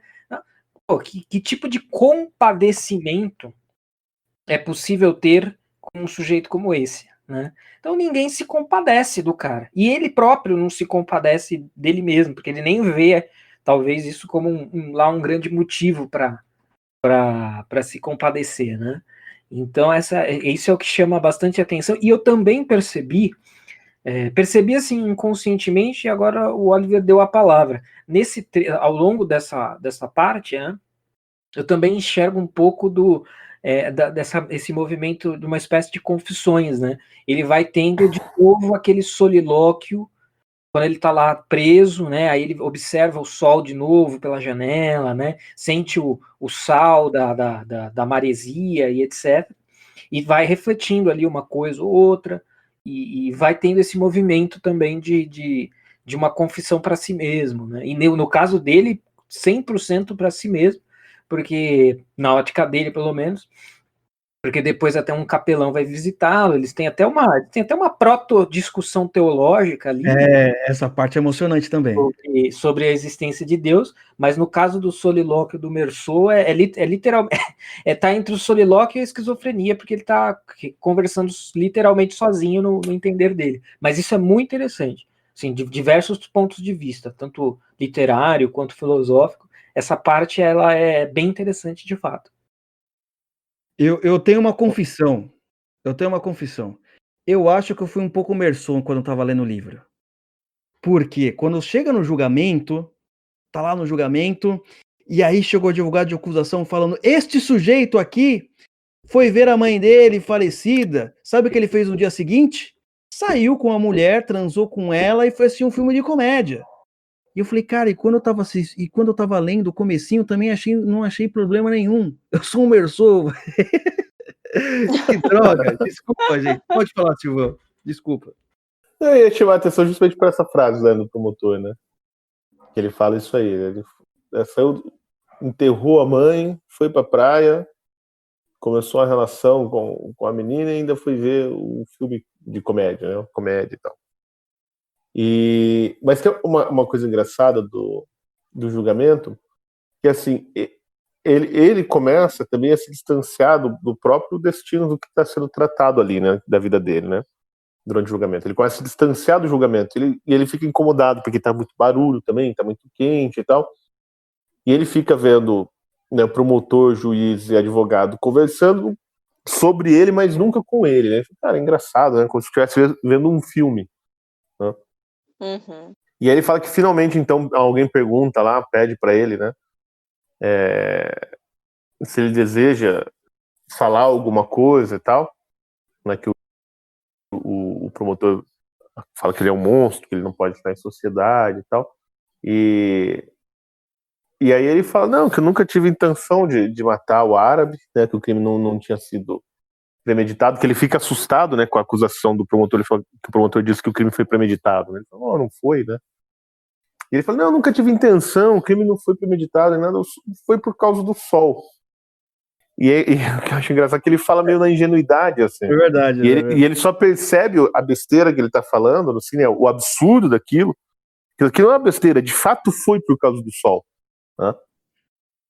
Mas ele só toma a consciência de que assim, a razão é totalmente estapafúrdia quando todo mundo que tá na sala começa a rir na hora que ele dá a resposta. Todo mundo começa a cair na gargalhada, né? Aí ele se liga que, porra, é mesmo, né? Tipo, ninguém pode matar alguém por causa do sol. Né? É isso Gente, mesmo. E a Marie nessa parte, eu comecei a ter medo dessa mulher. Fiquei com mais medo dela do que do Mersou. Porque, mano, se liga, o cara matou o árabe, o cara tá preso, já foi provado que o cara simplesmente, não se liga pra nada, mas as pessoas por causa do sol. E ela tá lá, fielzona, vai visitar ele lá na prisão, e aí, tal, como é que você tá, e não sei o que, e ele puto de ver a Marie, porra, esse sorriso aí de merda, não sei o que, a gente vai casar um dia, né, não sei o que, gritando, né, naquela parte, né, que vai ela vai visitá-lo, né, daquela parte como é que se diz isso? As visitas, né, e tem outro cara do lado esquerdo dele falando alto, ele, pô, por que esse cara não pode falar mais baixo, né? E sempre nessa coisa, né, meio, esqueci o termo, mas não é timidez introjetada, sabe? Ele nunca expressa, né, o seu incômodo, né? Ele expressa o incômodo, mas depois tanto faz como tudo. E a Marie tá lá, entendeu? Vai lá, defende ele perante o tribunal e não sei o que ele é meu namoradinho, quer dizer, nem namoradinho é, mas não sei o que. Eu falei, mano, essa mulher, cara, tem que ser assim, velho. Também tem algum parafuso solto, ou o cara é muito bom para esconder isso. Porque eu fico pensando assim, eu acho que qualquer mulher já teria acabado com ele, apesar que não, né? Terminado com ele, apesar que não, né? Tem muita mulher que a gente vê aí que simplesmente namorada de prisioneiro, né? O cara tá lá na prisão, matou 3, 7, e a mulher tá indo lá, entendeu? Continua casada, tal, vai visitar o cara como se nada tivesse acontecido. Achei impressionante a Marie. Eu fiquei não, mas é que o Mersou, ele não é um mau sujeito, né? Ele não é um canalha, né? Ele não é igual, por exemplo, o vizinho dele, que é realmente um cretino. Né? Ele é até um cara legal, né? Bom de conversar, ele gosta de se divertir, ir pra praia, né? Beber, tanto que ele tá quando ele tá preso, o que ele reclama? Ele fala, porra, cigarro. Sinto falta da minha liberdade. Tabaco e mulher. Tabaco e mulher. Não dá pra fumar, não dá pra ir pra praia e não dá pra transar. Aí, daí ele pega e pensa assim, mas até que não tá tão ruim, não estou tão infeliz, ele fala. Mesmo assim, não tô tão infeliz. Mas assim, ele não é um mau sujeito, assim, né? Ele não é um bandidão, né? Dá pra entender um pouquinho a moça, porque ele é um uma incógnita, né? E as mulheres gostam de homens misteriosos. Não sei, só tô soltando. Mas o que eu acho legal é assim, que, bom, daí tem aquela cena que depois do julgamento que o capelão vai lá, né, receber a confissão dele, né, da extremaunção, porque ele foi condenado à morte, né, ser decapitado para a maior honra e glória do povo francês, né, publicamente, né, e aí ele pega no colarinho do padre, né, dá um esporro no padre, xinga ele e tal, fala, sai daqui, que mané me arrepender, eu nem sei o que é pecado, né. Parece que só nesse momento, né, Silvio, que ele realmente, assim, demonstra alguma emoção. Quando ele é confrontado ali junto ao capelão. Então, mas ele fica puto por quê? Porque do ponto de vista dele, né, aquela é a maior mentira de todas. Uhum. Né? Dizer que se ele se arrepende, tudo então estará justificado e tudo vai ficar ok. Né? Tudo começa a fazer sentido. Que aí que tá, esse é o ponto, que ele não pode acreditar nisso, né? Quer dizer, que ele não acredita, não é só que ele não acredita, né? Ele acredita justamente o contrário, que é como ele fala no final ali, que eu acho que é a última frase do livro, né? Que ele fala que ele começa, que ele se abre, né, para a indiferença do universo, e ele começa a perceber, né, que esse universo indiferente é muito parecido com ele mesmo, né? Que acho que é essa expressão que ele usa. Deixa eu ver aqui. Que ele fala assim, não, eu sou fiquei igual ao universo, né? O universo é indiferente a tudo, né? Tipo, o universo não liga, né, para nós. Não existem leis morais, não existem leis universais, não existe a vida após a morte, não existe nada disso, transcendência. O universo é só uma coisa vazia de sentido, né? Diante desta noite carregada de sinais e de estrelas, eu me abria pela primeira vez à terna indiferença do mundo. É essa a frase? É o naturalismo lá que eu falei, é tudo uma trombada de átomo. Né? Então, é tudo indiferente no sentido que, assim, que as coisas, como se elas não têm propósito, né? Aí ele fala lá, ó, de o sentir tão parecido comigo, tão fraternal, ele tá falando do universo, né? De o sentir tão parecido comigo, tão fraternal, enfim, sentir que fora feliz e que ainda o era, para que tudo fosse consumado, para que eu me sentisse menos só me restava desejar que houvesse muitos espectadores no dia da minha execução e que eles me recebessem com gritos de ódio. Né? Então, assim, o grande lance ali do padre, eu acho que está nisso. Você fala assim, bom, ele tem que ser indiferente a tudo, né? E a confissão é a admissão não só da culpa, mas de que, assim, que o universo ele é ordenado, né? Pelo Criador, etc. Né? E, quer dizer, porque se você pegar assim, o que é a confissão, né? É o sacramento em que você admite as suas culpas e aceita, né, o perdão vindo de nosso Senhor Jesus Cristo, que é o Redentor de toda a humanidade, que morreu na cruz para nos limpar do nosso pecado. Né? E ele faz isso porque ele nos ama, ele nos quer de volta lá no paraíso. Então assim, a confissão é uma admissão de muitas coisas, não só de culpa, né? É de que todo o universo está ordenado e faz sentido, etc. Então assim, aqui é justamente o contrário do absurdo. Então, ele sabe aí, o Silvio, ele sabe o que é a culpa, mas ele não sabe o que é o pecado. Ele vai até falar, disse-lhe que não sabia o que era um pecado, ele dizendo para o padre, tinham-me apenas dito que era um culpado. Eu era culpado, ia pagar, nada mais me podiam pedir. Essa parte também é muito interessante, você poderia comentar um pouco, porque ele sabe o que é culpa, mas ele não sabe o que é pecado. Mas essa culpa aí não no sentido de remorso, né? A culpa, assim, ele foi o autor da ação, né? O responsável pelas suas ações. Que isso ele não nega em nenhum momento, né? Sim. E o próprio Camus diz, né? Que, bom, no final das coisas, a única coisa que sobra no universo, né, de sentido, assim, é que você é autor das suas próprias ações, né? E você tem que ser responsável por elas. Agora, Então, isso que ele falava, o máximo que eu posso admitir, sim, é que fui eu que fiz. Agora, que isso é um pecado, né? Que isso é errado, que eu não devia ter matado. Ah, não, aí vocês já estão exagerando. Aí já é demais para ele. Né? Então, se vocês dizem que eu devo pagar por ter matado lá o árabe, beleza? Né? Eu aqui não vou esquentar minha cabeça com isso, no final das contas, é o que ele tá dizendo.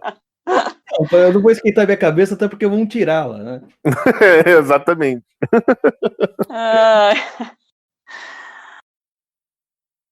Bom, não sei se vocês têm mais alguma coisa para colocar, que acho que a gente conseguiu realmente, dessa vez ficou bem enxuto, né? A gente conseguiu aí trazer tudo pro debate, se vocês quiserem pontuar mais alguma coisa em específico.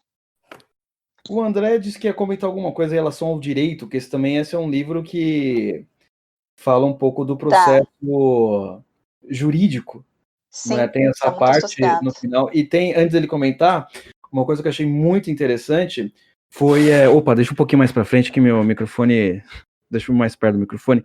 Foi a parte em que, durante o julgamento, aparece a imprensa. A imprensa descobre o caso dele e, de repente, vira aquele Datena da vida, né? O Cidade Alerta, a mulher tal. Eu já imaginei o Datena. Não, homem...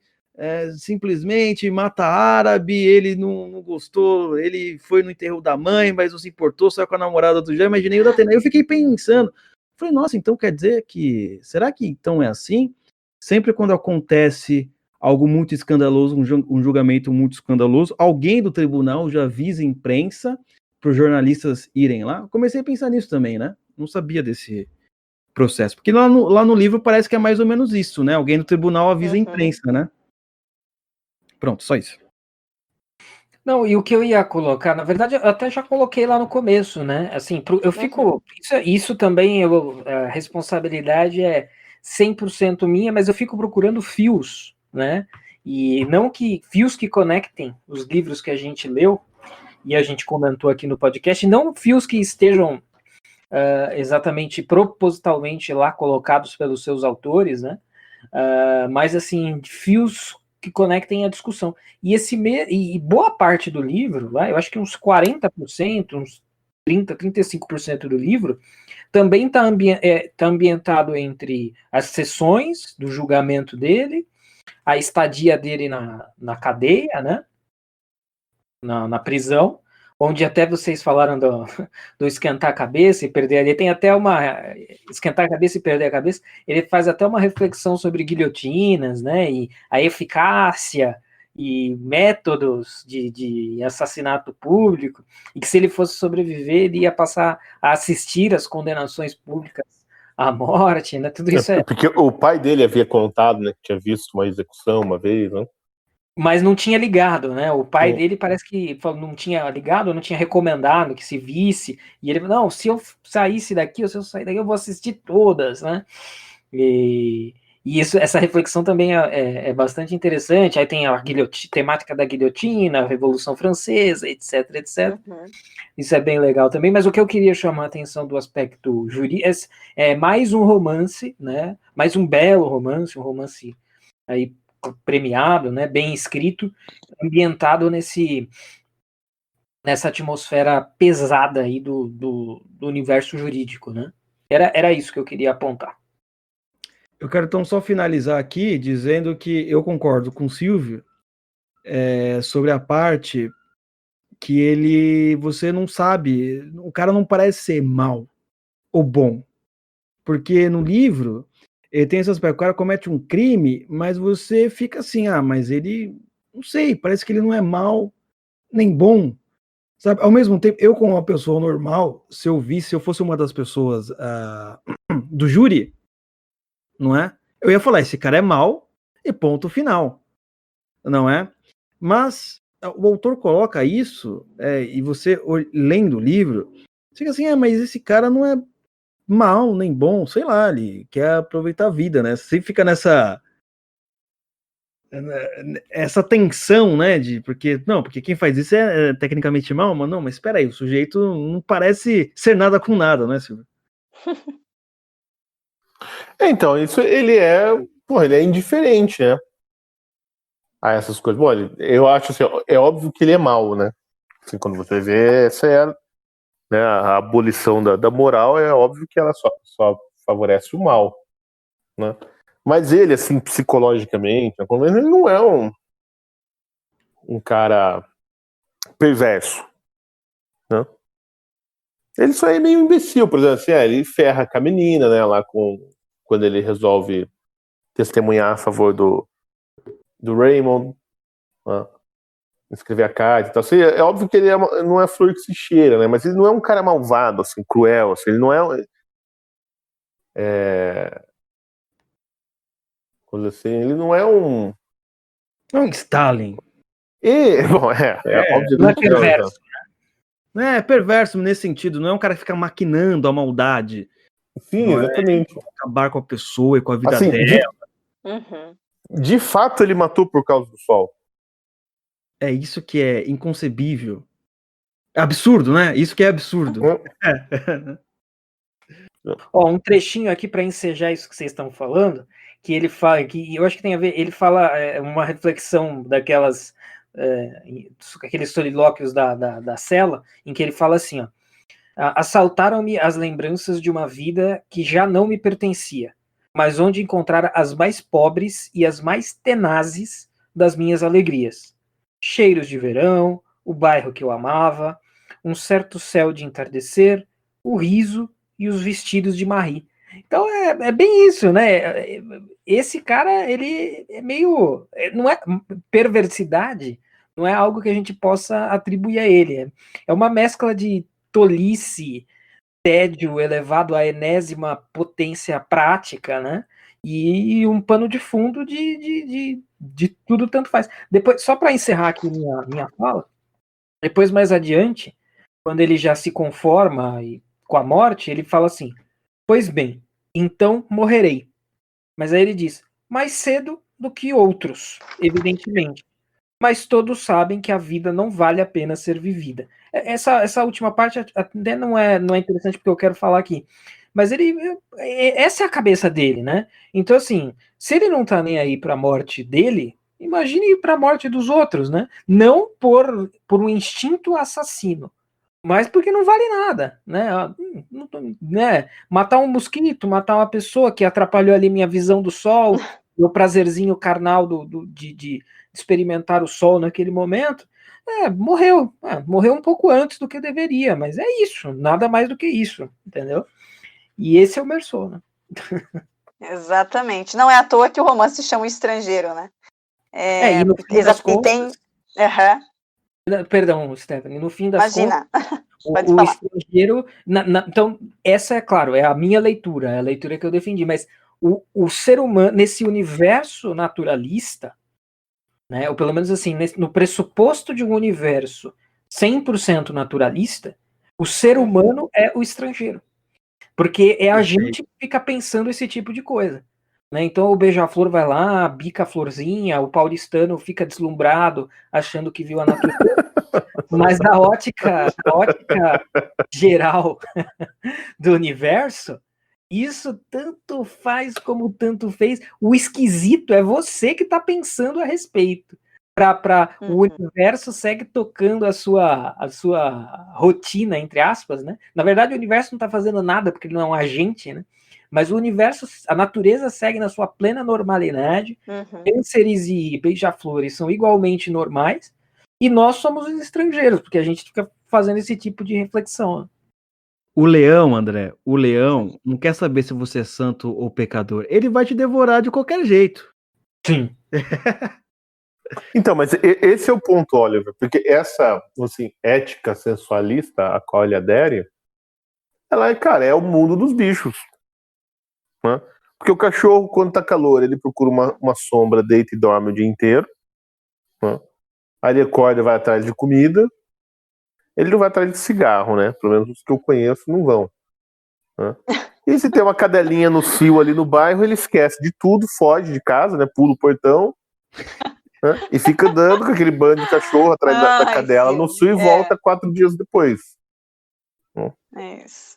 E se a mãe dele morrer, ele não fica triste. Verdade, não tinha reparado nisso. Ele, no máximo, pode achar esquisito porque a casa ficou maior, né? Tem menos cachorro. Verdade. Nossa, não tinha feito essa associação em nenhum momento. É como um bichinho, né? Que ele quer viver. Tem razão. Bom, acho que a gente conseguiu aí fechar, né, pessoal? Assim, bem toda a história aí. E a gente já segue, então, para o final aqui do podcast. Bom, agora vamos fazer um paralelo com o funk. Ai, meu Deus!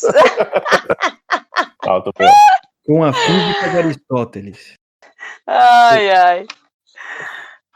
Bom, então a obra ela nos possibilita realizar aí uma reflexão sobre a existência humana, a imagem da morte, a banalidade, a indiferença do personagem em relação aos eventos que ocorrem é talvez uma das mais perturbadoras e sensíveis descrições a serem lidas. A amálgama de situações que perpassam a vida do personagem e a reação diante delas fomenta questionamentos que são próprios da vida. Portanto, o estrangeiro se apresenta aí como uma espécie um tanto perversa e estranha de livro de autoajuda. Bom, pessoal, eu queria saber se vocês têm alguma indicação. O André citou várias obras aí, acho que são interessantes, né? De serem só relembradas aí, André. Ao longo aí do podcast você citou algumas. E quem mais aí quiser citar alguma obra aí, fique à vontade. Enfim, quem quiser brincar dessa brincadeira de ficar puxando os fios aí possíveis entre as obras, a minha recomendação é A Máquina do Tempo, do H.G. Wells. É a ambientação romantizada dessa visão naturalista projetada milhões de anos para o futuro. Mas, mais uma vez, vamos ver se agora a gente sai da pegada tristeza. Então, só faça isso se você tiver em condições psicológicas para tal. Se não, vai para outra, mas eu acho que esse livro dá para a gente... É legal fazer essa brincadeirinha dos elos, né? Porque muitas vezes quando a gente lê um livro acadêmico também é assim, né? Você está lendo um livro lá tal, aí você vai na nota de rodapé que puxa para uma questão paralela, aí na nota de rodapé do segundo você vai para um terceiro, para um quarto. Acho que o repertório de leitura, muitas vezes as pessoas têm dificuldade, né? As pessoas falam, o que eu começo a ler? Onde que não existe resposta para essa pergunta, né? Vai lendo, uma coisa vai puxando a outra, você vai ter uma curiosidade, vai fazer uma pesquisa, vai ir para uma outra leitura. Então esse livro do H.G. Wells, apesar de dar para puxar esse fio, ele é meio que uma ficção científica, um negócio meio futurista, então muda um pouco a pegada também, é bem menos filosófico assim e tal, embora não seja muito animador, não tem uma perspectiva posta ali de absurdismo ou qualquer outra coisa que o valha. Eu e, óbvio, que quem leu adequadamente que percebe isso lá, mas não é tão descarado assim quanto um personagem como o Meursault. Então, num certo sentido, até é um pouquinho mais light. Fica aí essa recomendação possível. Maravilha. Oliver, Silvio, tem alguma recomendação? Não? Eu tenho. Fala, tá ligado Silvio. aqui meu microfone? Tá ligado. Tá. Não, eu tenho dois outros livros do Camus que valem a pena ler. Um é A Peste, que é outro romance dele. Quer dizer, esse é um romance mesmo, né? Não é bem uma novelinha assim, monotemática como essa que a gente leu, né? Como O Estrangeiro. E que eu acho um livro mais interessante até do que O Estrangeiro. E O Homem Revoltado, que acho que é esse é o título que tem em português. Isso. Que é meio que um resumo da filosofia do Camus. Mas ele tentando explicar por que, embora ele tenha essa visão do universo como uma coisa desprovida de sentido, né, e da vida desprovida de sentido, etc., por que isso não pode cair numa revolta contra a existência histórica, né? Porque isso não pode virar movimentos históricos, movimentos políticos, né? De contestação, vamos dizer assim, de toda a ordem vigente, etc. Existe uma revolta, vamos dizer assim, existencialista, ele chama de metafísica, né? contra a existência, né, contra esse absurdo do universo e tal, mas que no final das contas a gente tem que só aceitar e viver com isso, né? E é por isso que o Sartre rompeu com ele, né? Que fala, mas tem uns imbecis aí, tipo o Sartre, que acha que não. A gente precisa, então, se revoltar contra tudo, né? Inclusive contra o mundo tal como ele está organizado, né? A sociedade e tal. E o Camus explica como isso acaba levando para desastres totalitários, né? Que a gente conheceu no século XX. Valeu muito a pena ler, assim, é um puto de um livro. Eu necessariamente não tenho uma recomendação, né? Porque eu tava pesquisando, acho que seria interessante para o ouvinte, que nem o André tava falando, fazer as comparações.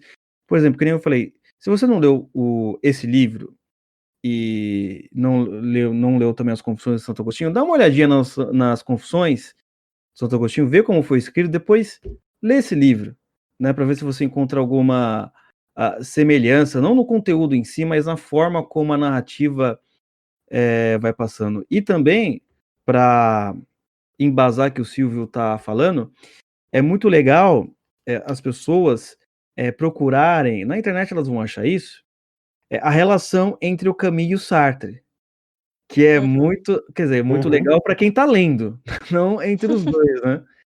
Mas é uma relação muito, assim, importante para a história da filosofia francesa e também para o mundo, também nas artes também, o grupo que eles andavam juntos.